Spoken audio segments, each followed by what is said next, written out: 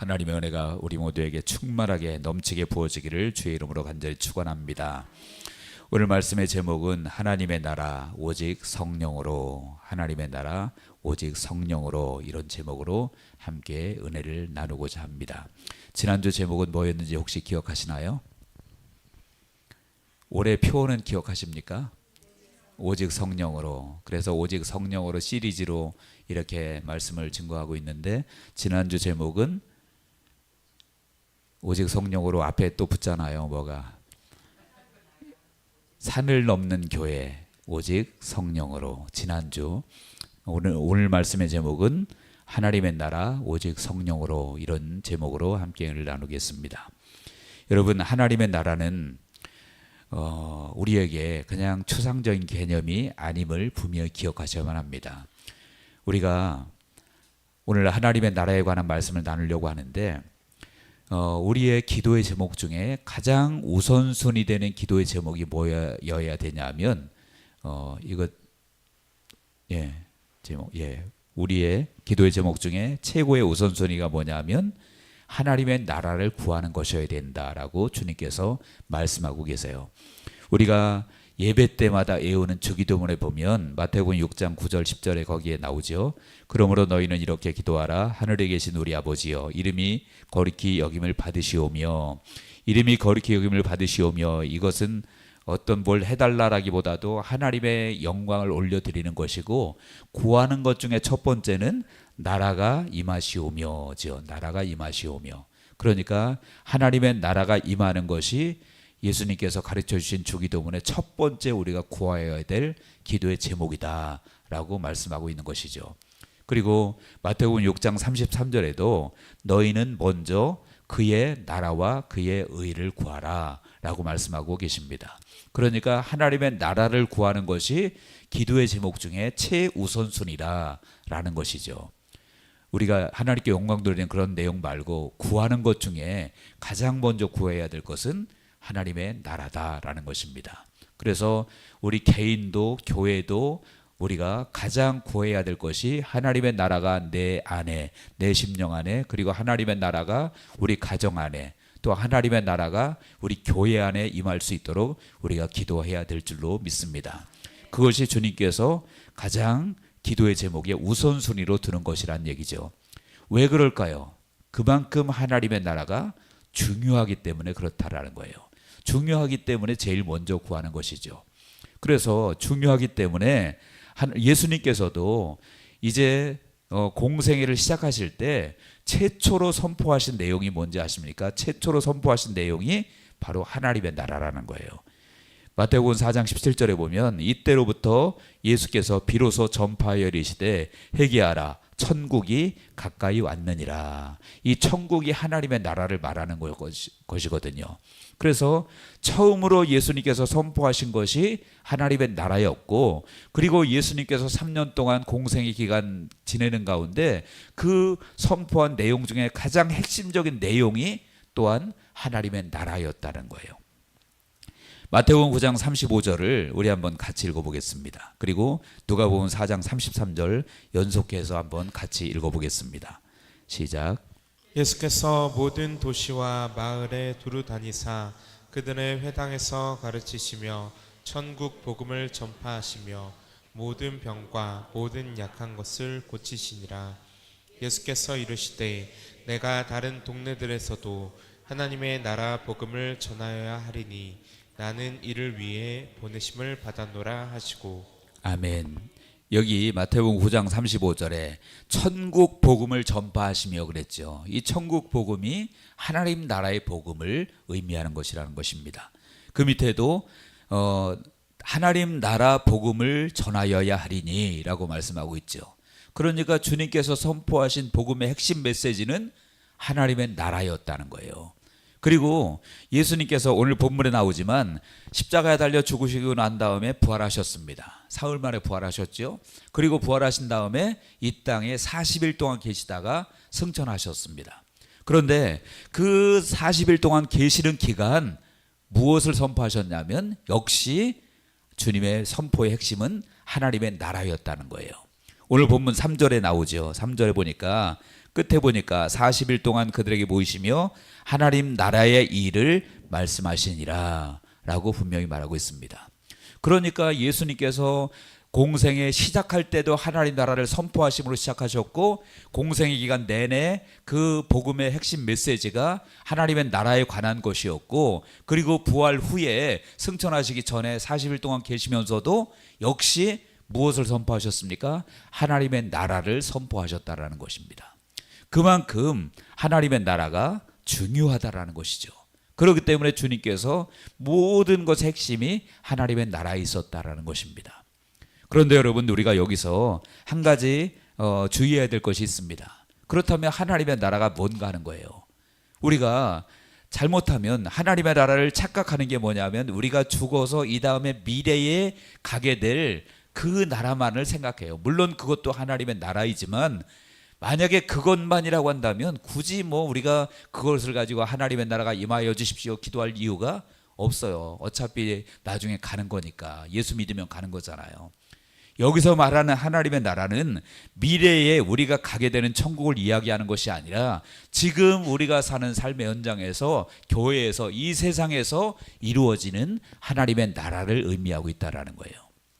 그리고 또 하나는 뭐냐면, 이것은 결코 추상적이고 종교적이고 윤리적인 개념이 아니라는 것입니다. 추상적이고 종교적이고 윤리적인 개념이 아니라 실제적으로 이루어지는 하나님의 이 나라를 의미하는 것입니다. 이 땅 가운데, 교회 가운데, 우리 삶 가운데 실제적으로 이루어지는 하나님의 나라를 구하라는 거예요. 그러면 여러분, 하나님의 나라가 이루어지면 삶의 모든 것이 바뀌는 것입니다. 예를 들어서 이제 우리나라가 지금 남북이 분단돼 있잖아요. 그런데 우리가 통일이 됐다고 쳐요. 예를 들어서 통일이 되면, 이왕이면 북한이 우리를 무력으로 통일되면 안 되겠죠. 우리가 자유민주주의로 통일이 돼야 될 줄로 믿습니다. 그러면 자유민주주의로 통일이 된다면 북한의 모든 것이 다 바뀌는 거예요. 법 적용하는 거, 모든 삶의 패턴이 뭘로 바뀌는 거죠? 자유민주주의의 방식으로 바뀌는 거란 말이에요. 다시 말하면 하나님의 나라가 이 땅에 임한다는 것은 그냥 추상적인 것이 아니고, 종교적인 것이 아니고, 윤리적인 것이 아니고 우리의 삶의 모든 것이 하나님 나라의 원리와 법칙으로 바뀌는 거라는 거죠. 그래서 여러분들, 이 땅에, 특별히 교회에, 그리고 우리의 심령에 하나님의 나라가 임하도록 기도하시기를 축원합니다. 우리의 삶에 아무것도 안 바뀌었다, 그 얘기는 반대로 말하면 하나님의 나라가 나와 거리가 멀다는 얘기예요. 하나님의 나라가 내 안에 임하면 나의 삶이 하나님 나라의 원리, 법칙으로 바뀌는 삶을 살게 되겠죠. 하나님의 나라가 교회에 임하면 교회가 하나님 나라의 원리와 법칙으로 교회가 모든 것이 되어질 것입니다. 이 세상도 마찬가지겠죠. 그러므로 우리가 하나님의 나라를 구해야 되는데, 그렇다면 좀 더 구체적으로 하나님의 나라가 임하면 구체적으로 어떤 변화가 일어날까요? 첫 번째는요, 하나님의 나라가 임하면 우리의 심령이 새로워집니다. 우리의 심령이 새로워진다는 거예요. 여러분들이 잘 아시는 씨 뿌리는 자의 비유를 아실 것입니다. 씨 뿌리는 자가 나가서 씨를 뿌렸는데 이제 여러 가지 밭이 있었잖아요. 돌짝밭이 있었고, 가시밭길이 있었고, 흙이 얕은 돌밭이 있었고, 그런데 그 다른 모든 것들은 열매를 맺지 못했습니다. 오직 좋은 밭에 뿌려진 씨앗만이 싹이 나서 30배, 60배, 100배 결실을 맺었다 그랬습니다. 그 좋은 밭은 무엇을 의미하는 것이죠? 바로 우리의 심령의 밭을 의미하는 거거든요. 그런데 그것을 마태복음 13장 8절에서 11절에 보면 그것을 뭐라고 비유하고 있냐면, 천국의 비밀을 아는 것이 너희에게는 허락되었다. 그것을 천국의 비밀이라고 말하고 있습니다. 다시 말하면 천국, 하나님의 나라가 임하면 우리의 심령이 좋은 밭이 된다는 거예요.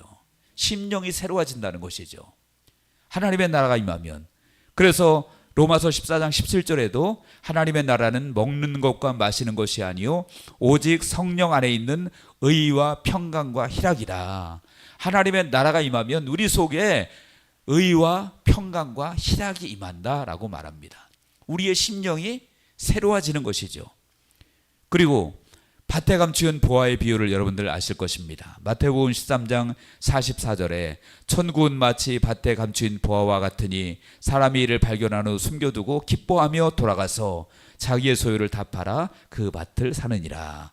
천국은 마치라고 시작하고 있습니다. 하나님의 나라가 임하면 그 다음에 그 사람은, 그것을 소유한 사람은 이제 기뻐하며 돌아간다라고 말했어요. 그러니까 우리의 심령이 하나님의 나라가 임하면 기쁨이 가득 차게 되어지고요, 우리의 심령이 새로워질 줄로 믿습니다. 하나님의 나라가 임했다 그런데 늘 싸운다, 하나님의 나라가 임했는데 늘 시기 질투한다, 그거는 있을 수가 없는 거라는 거예요. 하나님의 나라가 정말 우리 안에 임하고 교회 안에 임하면 우리의 심령이 새로워질 줄로 믿습니다. 시편 4편 7절에 다윗이 그렇게 고백하죠. 주께서 내 마음에 두신 기쁨은 그들의 곡식과 새 포도주가 풍성할 때보다 더하니이다. 하나님의 나라가 그 심령 가운데 임하면 그 기쁨은 곡식과 새 포도주가 풍성할 때보다 더 기쁘다. 다시 말하면 눈에 보이는 것들, 세상의 부귀영화, 그런 모든 것들을 얻은 것보다 하나님의 나라가 임하면 내 심령이 그것보다 더 기쁘다라고 고백하고 있는 거예요. 여러분, 이런 기쁨이 충만하기를 바랍니다. 그래서 하나님의 나라가 임해야, 내 안에 임해야 그러한 심령의 변화가 일어난다는 얘기죠. 또한 하나님의 나라가 임하면요, 거룩함이 그때 부어집니다. 거룩함이 부어져요.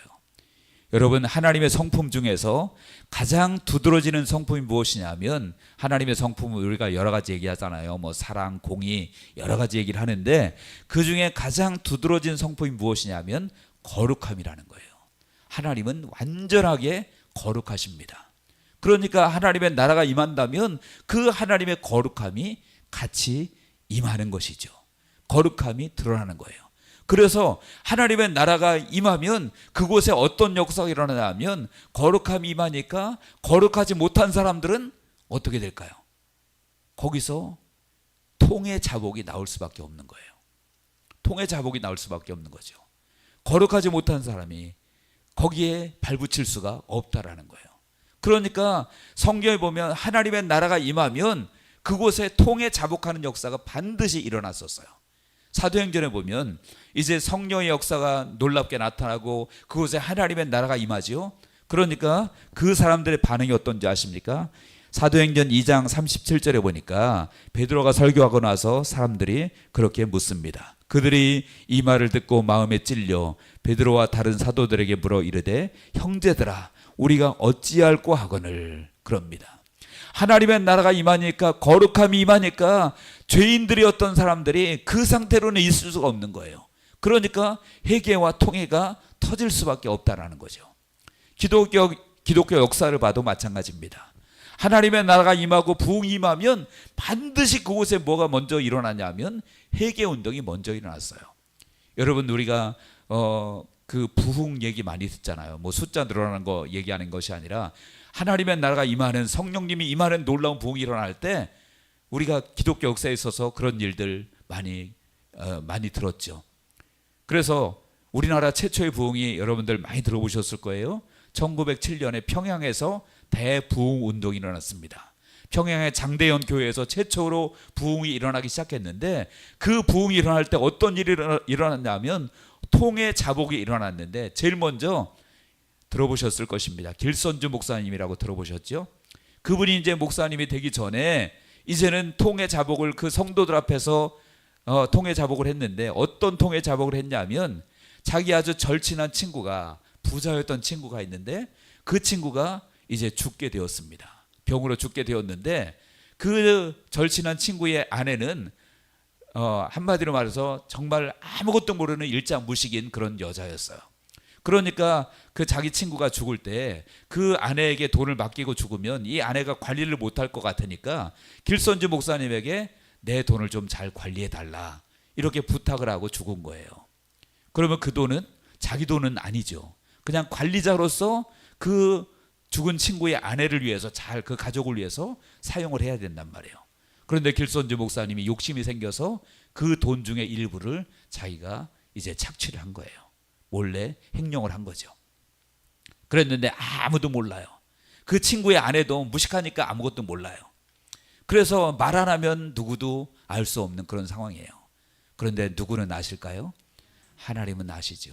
그 사실을 통회하고 자복한 거예요. 그것도 혼자 조용히 회개할 수도 있었지만 조용히 하나님 앞에 회개할 수도 있는 거잖아요. 그런데 성도들 앞에 나와서 자기가 이런 죄를 지었다고 고백하고 통해 자복을 한 거예요. 그러니까 여러분, 그 통해 자복의 영이 그 교회에 부어진 겁니다. 그래서 수많은 성도들이 거기서 나도 이런 죄를 지었습니다, 나도 이런 죄를 지었습니다, 다 고백하고 통회하고 자복하고 그 교회가 성령으로 폭발하게 된 거죠. 그것이 평양의 부흥이 시작이 되어진 거예요. 하나님의 나라가 임하면 거룩함이 임하기 때문에 그런 일들이 벌어진다라는 거예요. 누가 시켜서 억지로 그냥 질질 짜내는 그런 얘기가 아니라 정말로 하나님의 나라가 임하니까 스스로 그 통의 자복이 터져 나올 수밖에 없었다라는 거죠. 웨일즈에서, 영국의 웨일즈에서 부흥이 일어날 때도 마찬가지였습니다. 산업혁명이 한창이었던 시절에 이제 막 공장들이 세워지고 엄청난 그런 산업 물자들이 생산이 되어지고 그럴 때, 그때 웨일즈에서 부흥이 일어났는데 어떤 일이 벌어진 줄 아십니까? 그 산업 근로자들이 자기들이 그 회사에서 몰래 훔쳐갔던 그 물자들을 다 갖다 회사 앞에 쌓아놨는데 그 물자들이 산더미처럼 쌓였대요. 왜 그렇습니까? 회개가 일어나니까 그 일들이 일어나는 거예요. 회개가 일어나니까. 그래서 하나님의 나라가 임하면 여러분들 거룩함이 나타나는 줄로 믿습니다. 그래서 하나님의 나라가 임했는데도 회개가 안 된다? 그거는 하나님의 나라가 임한 것이 아니에요. 감정적으로는 우리가 뭐 여러 가지 연출도 할 수 있고 뭐 여러 가지 음악 같은 것으로 우리 마음을 조금 이렇게 울컥하게 만들 수 있을지 모르겠지만, 진정한 하나님의 나라가 임해서 되는 회개는 그것은 다른 거예요. 우리의 심령이 스스로 터져나오는 것이고 다른 사람에게 흘러가는 것이고 교회 전체가 바뀌는 것이죠. 하나님의 나라가 임하면 그런 거룩함, 그렇기 때문에 통의 자복이 일어난다는 것입니다. 또한 하나님의 나라가 임하면 무엇이 나타날까요? 능력이 나타나기 시작합니다. 하나님의 나라가 임할 때 능력이 나타나요. 고린도전서 4장 20절에 그랬죠. 하나님의 나라는 말에 있지 아니하고 오직 능력에 있습니다. 하나님의 나라가 임하면 능력이 나타난다는 거예요. 어떤 능력이 나타날까요? 먼저는 기도의 능력이 나타납니다. 기도의 능력이 나타나요. 마태복음 16장 19절에 보니까 내가 천국 열쇠를 내게 주리니 내가 땅에서 무엇이든지 매면 하늘에서도 매일 것이요 내가 땅에서 무엇이든지 풀면 하늘에서도 풀리리라 그랬습니다. 그러니까 하나님의 나라가 임하니까 이 땅에서 기도하는데 하늘에서도 그 역사가 일어난다는 거예요. 땅에서 매면 하늘에서도 매이고 땅에서 풀면 하늘에서도 풀린다라고 말씀합니다. 그래서 하나님의 나라가 임하면 능력이 나타나는데 첫 번째 기도의 능력이 나타나기 때문에 우리가 땅에서 기도할 때 하늘이 움직이고 하늘이 움직이면 땅에서 또 모든 것이 풀어지는 역사가 일어난다는 것이죠. 엘리야가 기도하니까 어떻게 되었습니까? 야고보서 5장 17절 18절에 보니까 엘리야는 의리와 성정이 같은 사람이로되 그가 비가 오지 않기를 간절히 기도한즉 3년 6개월 동안 땅에 비가 오지 아니하고 다시 기도하니 하늘이 비를 주고 땅이 열매를 맺었느니라 그랬습니다. 하늘이 열리고 닫히고를 누가 결정했어요? 엘리야가 기도하니까 그 일들이 되어지더라는 얘기예요. 그래서 하늘이 열리면, 하나님의 나라가 임하면 이 땅에서 하늘을 움직이는 놀라운 역사가 일어난다라는 거예요. 그렇다면 여러분, 우리가 하나님의 나라가 우리 가운데 임하면요, 우리가 여기서 기도하면 하나님의 나라에서 움직이고, 하나님의 나라에서 움직이면 여기서도 역사가 일어날 뿐만 아니라 우리가 기도한 것이 다른 지역에서도 역사가 일어날 수 있다라는 거예요. 그러므로 여러분들, 우리 교회에 하나님의 나라가 임하면요, 기도에 놀라운 능력이 일어나서 우리가 기도하면 저 아프리카에서 선교하고 있는 선교사님에게 역사가 일어날 수 있음을 믿으시기 바랍니다. 하늘이 열리는데 뭐가 안 되겠어요? 하나님의 나라가 놀랍게 역사하는데. 그러니까 하나님의 나라는 시간과 공간을 초월할 수 있는 능력이잖아요. 그러니까 우리가 기도하면 하늘에서 움직이고, 하늘에서 움직이면 땅에서, 이곳에서 또 우리가 기도하는 그 어떤 선교사님 그 사역지에서 역사가 일어날 줄로 믿으시기 바랍니다. 그래서 기도의 능력이 나타나고요. 그리고 또 하나님의 나라가 임하면 전인적인 치유의 능력이 나타남을 성경이 말하고 있습니다. 전인적인 치유라는 것은 무엇입니까? 우리의 영, 우리의 혼, 우리의 육체 모든 것까지도 치유의 역사가 일어난다는 것이죠. 마태복음 4장 23절에 예수께서 온 갈릴리에 두루 다니사 그들의 회당에서 가르치시며 천국 복음을 전파하시며 백성 중에 모든 병과 모든 약한 것을 고치시니, 천국 복음을 전파하시니까 모든 병과 모든 약한 것을 고치는 역사가 일어나게 된 것입니다. 마태복음 10장 7절 8절에도 가면서 전파하여 말하되 천국이 가까이 왔다 하고 병든 자를 고치며 죽은 자를 살리며 나병한 자를 깨끗하게 하며 귀신을 쫓아내되 너희가 거저 받았으니 거저 주어라. 천국을 선포하며 나갈 때 모든 병과 약한 것을 고치셨고, 그리고 병든 자 고치고 죽은 자 살리고 나병한 자 깨끗하게 하고 귀신을 쫓아냈다라고 말씀하고 있어요. 그렇다면 여러분, 이 일이 그때만 일어나는 것일까요? 하나님의 나라가 임하면 오늘날도 일어날 줄로 믿으시기 바랍니다. 그래서 예수님께서 요한복음 14장 12절에 말씀하셨어요. 나를 믿는 자는 내가 하는 일을 그도 할 것이요 그보다 더 큰 일도 하리니 이는 내가 아버지께로 감이니라. 내가 아버지께로 간다는 것은 무엇입니까? 주님께서 승천하실 것을 말씀하고 있는 것인데, 승천하시면 이 땅에 성령을 보내주실 것이고 하나님의 나라가 임하도록 할 것이다. 그런 의미가 담겨져 있는 거예요. 그러면 우리가 주님이 행하신 일을 행하고 더 큰 일도 행하실 것이라고 말씀하고 있습니다.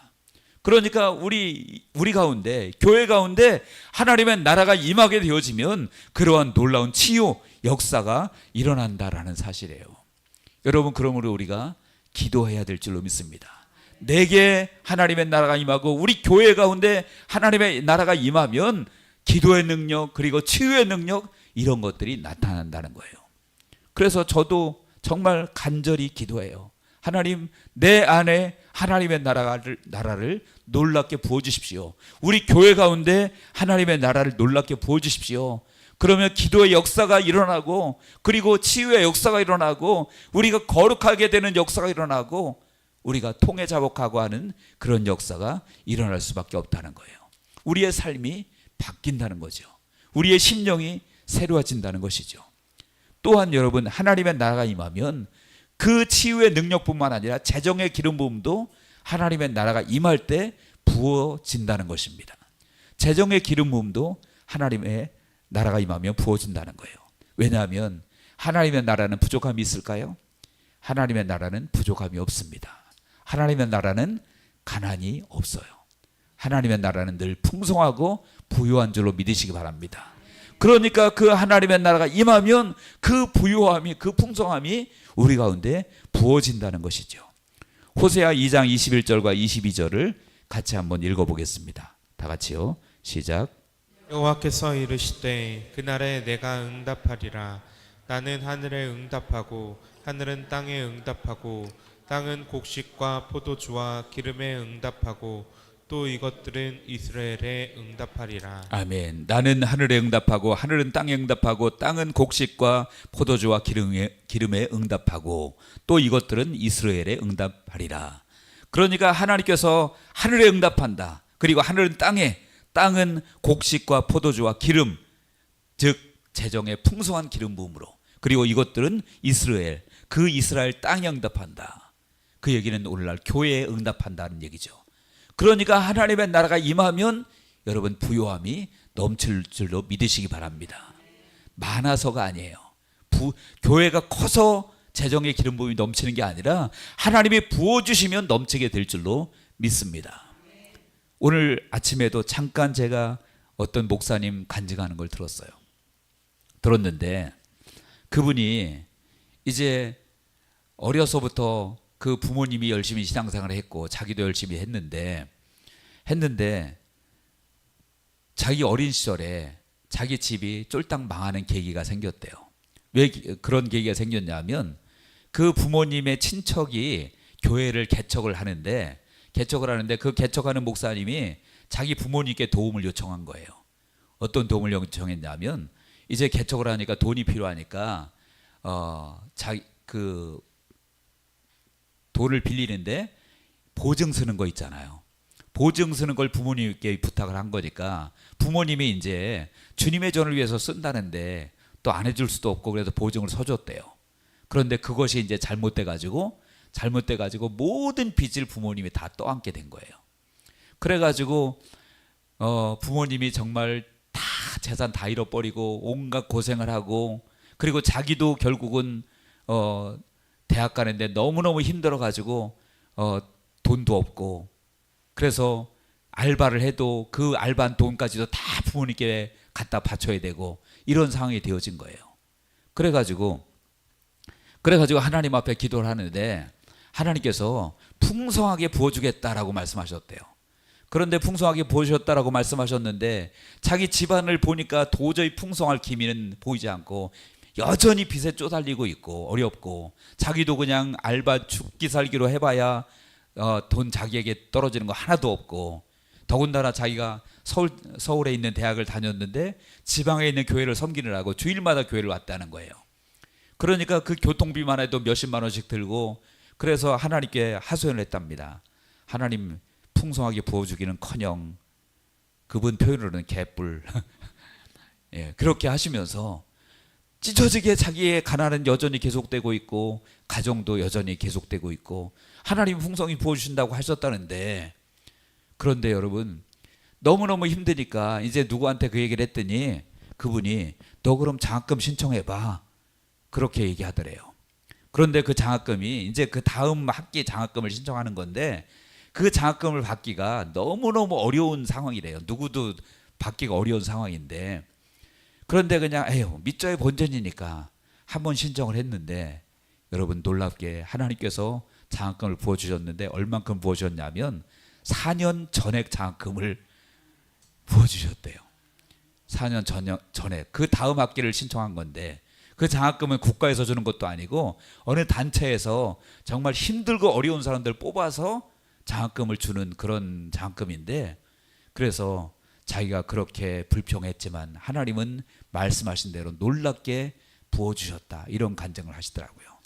그래서 그것을 알기 때문에 그분이 학교도 그 좋은 대학, 인류대학 나와가지고 졸업해서 그 포스코라고 아주 대기업에 유망한 기업에 취업을 했는데, 그거 다 내려놓고 하나님 복음 전하겠다고 목회자가 된 거예요. 여러분 무엇을 말씀드리고 있습니까? 하나님께서 하나님의 나라가 임하면 눈에 보이는 환경과 관계없이 부유함을 주실 줄로 믿습니다. 그래서 재정의 기름 부음도 주신다는 거예요. 반대로 마귀는요, 마귀는 다 뺏어갑니다. 물질도 뺏어갑니다. 믿음도 뺏어갑니다. 환경도, 좋은 환경 다 뺏어갑니다. 그래서 요한복음 10장 17절에 도적이 오는 것은 도적질하고 죽이고 멸망시키려는 것뿐이다 그랬잖아요. 그러니까 가정에 마귀가 들끓으면, 교회에 마귀가 들끓으면 다 뺏겨요. 재정도 뺏기고요, 다 뺏깁니다. 그렇지만 하나님의 나라가 임하면 하나님께서 놀랍게 모든 것을 부어주실 줄로 믿으시기 바랍니다. 그렇다면 여러분, 지금까지 이제 하나님의 나라가 임하면 어떻게 되는가 말씀드렸죠. 어떻게 된다고 했습니까? 우리의 심령이 새로워지고 거룩함이 임하고 통해 자복이 임하고, 그리고 하나님 나라의 능력이 임한다고 말씀드렸습니다. 능력이 임하고 재정도 기름 부음 받을 수 있다라고 말씀드렸어요. 그렇다면 그 하나님의 나라는 우리가 어떻게 임하게 우리가 할 수 있을까요? 그것은 우리의 힘으로 되어지는 것이 아니라 오직 성령으로 된다. 오늘 말씀의 제목처럼 하나님의 나라는 오직 성령으로 될 줄로 믿습니다.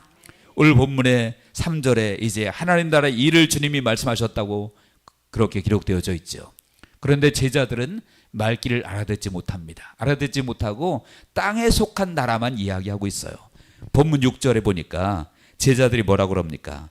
그들이 모였을 때 예수께 여쭈어 이르되 주께서 이스라엘 나라를 회복하심이 이때니까. 여기서 제자들이 기대했던 이스라엘 나라는 어떤 나라를 말하는 것일까요? 바로 이 땅에서 예수님이 왕되어서 이 땅 로마의 식민지로 통치받고 있는 이스라엘 땅을 회복할 때가 지금입니까? 라고 지금 제자들은 묻고 있는 거란 거예요. 주님이 말씀하신 것은 그 나라가 아니죠. 주님이 말씀하신 것은 하나님의 나라를 얘기하는데 제자들은 지금 땅의 나라를 얘기하고 있단 말이에요. 그러니까 주님께서 또다시 말씀하십니다. 8절입니다. 오직 성령이 너희에게 임하시면 너희가 권능을 받고 예루살렘과 온 유대와 사마리아와 땅끝까지 이르러 내 증인 되리라. 예루살렘과 유대와 사마리아와 땅끝까지 이르러 내 증인 된다. 다시 말하면 그 땅에 주님의 증인되는 나라, 하나님의 나라가 이루어질 것을 말씀하고 있는 것인데, 그 하나님의 나라는 무엇이 임하면? 오직 성령이 너희에게 임하시면 이라고 말씀하고 있습니다. 그러니까 하나님의 나라가 임하는 것은 성령으로만 되어진다는 거예요. 로마서 마태복음 12장 28절에도 그러나 내가 하나님의 성령을 힘입어 귀신을 쫓아내는 것이면 하나님의 나라가 이미 너희에게 임하였느니라. 하나님의 성령을 힘입어서 귀신을 쫓아내는 거라면 하나님의 나라가 임한 것이다 라고 말씀하고 있다는 거예요. 고린도전서 4장 20절에도 하나님의 나라는 말에 있지 않고 오직 능력이 있습니다. 그 앞에 로마서 14장 17절에 보면 하나님의 나라는 먹는 것과 마시는 것이 아니요 오직 성령 안에 있는 의와 평강과 희락이라. 성령 안에 있는 의와 평강과 희락이라 그랬죠. 그러니까 하나님의 나라는 오직 성령으로만 되어진다라는 것입니다. 마가복음 9장 1절에도 그렇게 말하고 있습니다. 또 그들에게 이르시되 내가 진실로 너희에게 이르노니 여기 섰는 사람 중에 죽기 전에 하나님의 나라가 권능으로 임하는 것을 볼 자들도 있느니라. 이것은 이제 오순절 이전에 예수님이 십자가에 달려 돌아가시기 전에 제자들에게 하신 말씀이거든요. 너희 중에서 이제는 하나님의 나라가 권능으로 임하는 것을 볼 자가 있을 것이다. 너희들이 죽기 전에 하나님의 나라가 권능으로 임하는 것을 볼 자들이 있을 것이다. 그것은 무엇을 말하고 있는 거냐면 오순절 마가다락방에 임하실 성령의 경험을 할 자들이 너희 중에 있을 거다라는 말씀이에요. 그리고 제자들이 실제로 성령 기름 부음을 오순절 마가다락방에서 받게 되었죠. 그것이 바로 하나님의 나라였다라는 거예요. 그렇다면 여러분 지금까지 주신 말씀을 통해서 무엇을 알 수 있습니까? 하나님의 나라는 성령께서 우리에게 주시는 것이다라는 거예요. 부어주시는 것이다라는 것이죠. 하나님의 나라가 임하면 나도 가정도 교회도 다 달라지는데 그 하나님의 나라가 임하는 것은 인간의 어떤 방법으로 되어지는 것이 아니라는 거예요. 오직 성령으로 되어질 줄로 믿습니다. 그래서 우리의 기도의 제목 중에 가장 중요한 기도의 제목이 바로 주님 성령께서 우리 가운데 부어주셔서 하나님의 나라가 이곳에 임하도록 역사해 주십시오. 이렇게 우리가 기도해야 된다라는 거예요. 그러면 나의 모든 육신의 질병도 치유될 수 있고 재정의 기름 부음도 넘치게 될 수 있고요. 교회의 문제가 해결될 수 있고 교회가 거룩해지고 가정이 거룩해지고 우리의 심령이 새로워진다라는 거예요. 여러분 반대로 마귀가 역사하고 들끓으면 나도 가정도 교회도 그야말로 풍비박산 납니다. 그렇지만 하나님께서 역사하시면 하나님의 나라가 임하면 달라지는 거예요. 여러분 우리가 무엇을 구해야 되겠습니까? 당연히 하나님의 나라를 구해야 될 줄로 믿습니다. 그래서 너희는 먼저 그의 나라와 그의 일을 구하라. 나라가 임하옵시며 그렇게 구하라고 말씀하고 있는 거죠. 반드시 우리는 기도할 때 하나님의 나라가 내 안에 임하도록 기도해야 될 줄로 믿습니다. 그러면 모든 어두움들이 사라지는 거예요. 어두움들이 사라지고요. 우리의 질병도 치유되어지고 그리고 재정도 기름 부음 넘치게 되어지고 하나님의 역사가 실제적으로 놀랍게 일어나게 되어지는 것입니다. 오병이어도 여러분 그렇기 때문에 하나님의 나라가 이루어지면 오병이어의 기적도 기적이 아닌 거예요. 우리 땅의 기준으로 생각하니까 오병이어가 기적이지 하나님의 나라가 임하면 오병이어가 기적이 아니라 당연한 것이겠죠. 믿으십니까? 그러니까 우리 교회가 작아도 하나님의 나라가 임하면 놀라운 일들이 벌어져도 전혀 이상할 것이 없음을 기억하시기 바랍니다. 그리고 우리가 우리 심령 한 사람 한 사람 속에 하나님의 나라가 임하고 가정 가운데 임하면 교회뿐만 아니라 우리가 세상에 나가도 그 지역이 달라지는 거예요. 사도행전에 보면 이제 오순절 마가다락방에 성령의 기름 부음 받고 하나님의 나라를 그들이 가슴에 품고 나아가니까 나아가는 곳곳마다 그 현장이 달라지잖아요. 그 현장이 변화되어지잖아요. 여러분 우리 교회가 그런 교회로 쓰임받기를 원합니다. 그래서 그 모든 건 하나님의 나라가 임하는 것은 오직 성령으로 되어진다. 그래서 정말 간절하게 여러분 기도하시기 바랍니다. 하나님 성령께서 우리 가운데 부어주십시오. 우리 교회 가운데 부어주십시오. 하나님의 나라를 부어주십시오. 내 안에, 우리 가정 안에, 우리 교회 안에 성령을 부어주십시오. 하나님의 나라를 부어주십시오. 그러면 이것은 추상적인 것 아니라 그랬잖아요. 그냥 막연한 것 아니라고 했잖아요. 실제적인 하나님의 능력이 나타나고 기름 부음이 나타나고 역사가 나타나게 될 줄로 믿습니다.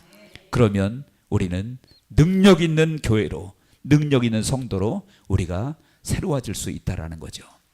이 시간에 한번 우리가 기도하기를 원합니다. 기도하기를 원하는데 먼저 우리 찬송하고 기도하겠습니다.